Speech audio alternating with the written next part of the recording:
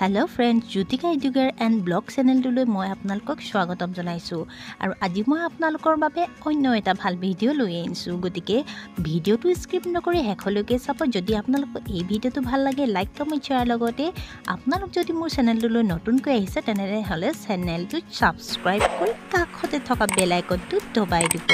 যাতে আগন্তুক নতুন ভিডিওসমূহ পোনপ্ৰথমে আপোনালোকে পায় তেন্তে পলম নকৰি আহকচোন এই ভিডিওটোনো কি আছে সেই বিষয়ে জানো চক পেন্সিলত ৰংঘৰ তৈয়াৰ কৰি অসম বুক অফ ৰেকৰ্ডছত নিজৰ নাম সন্নিবিষ্ট কৰিবলৈ সক্ষম হৈছে নাহৰকটীয়াৰ এজন যুৱকে কোন এই যুৱকজন জানিবলৈ জানো মন নাযায় তেন্তে শুনক মাত্ৰ এডাল চক পেন্সিলতে এতিয়া প্ৰাণ পাই উঠিছে 1745 চনতে আহোম ৰজা প্ৰমোদ সিংহই বিনোদনৰ কাৰণে নিৰ্মাণ কৰা ৰংঘৰ এই অসম্ভৱ কাম সম্ভৱ কৰি তুলিছে নাহৰকটীয়াৰ কল্পনগৰৰ নিৰ্বাসী প্ৰবীণ গগৈ আৰু ৰাণু বৰাৰ একমাত্ৰ পুত্ৰ মানস প্ৰতিম গগৈয়ে যোৰহাটৰ অভিযান্ত্ৰিক মহাবিদ্যালয়ৰ পৰা বিটেক অধ্যয়ন কৰি সুখ্যাতিৰে উত্তীৰ্ণ হোৱা মানসে অকল ৰংঘৰে নহয় মানসৰ হাতত প্ৰাণ পাই উঠিছে Eiffel tower statue of unity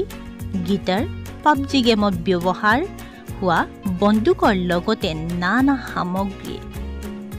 আনকি মানসে এডাল চক পেন্সিল ব্যৱহাৰ কৰি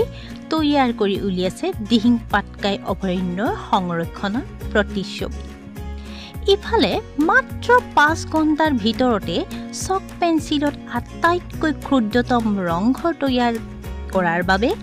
অসম বুক অফ ৰেকৰ্ডছত নিজৰ নাম সন্নিবিষ্ট কৰিবলৈ সক্ষম হোৱাত এতিয়া উৎফুল্লিত হৈ পৰিছে মানসৰ লগতে মানসৰ পৰিয়ালবৰ্গ যি সময়ত ৰাজ্যত ব্যাপক হাৰত যুৱ উচ্ছৃংখলতাই বৃদ্ধি পাই আহিছে সেই সময়তে মানসে দিন ৰাতি একাকাৰ কৰি মাত্ৰ এখন কাটাৰ লৈ চক পেন্সিলতে বিভিন্ন সামগ্ৰী নিৰ্মাণ কৰি অহা কাৰ্যত সকলোৰে প্ৰশংসা বুটলিবলৈ সক্ষম হৈছে মানসে সকলোৰে বাবে অনুপ্ৰেৰণা হওক মানস তেওঁ যাতে এই জগতখনত আৰু আগবাঢ়ি যায় তাৰ বাবে মই তেখেতলৈ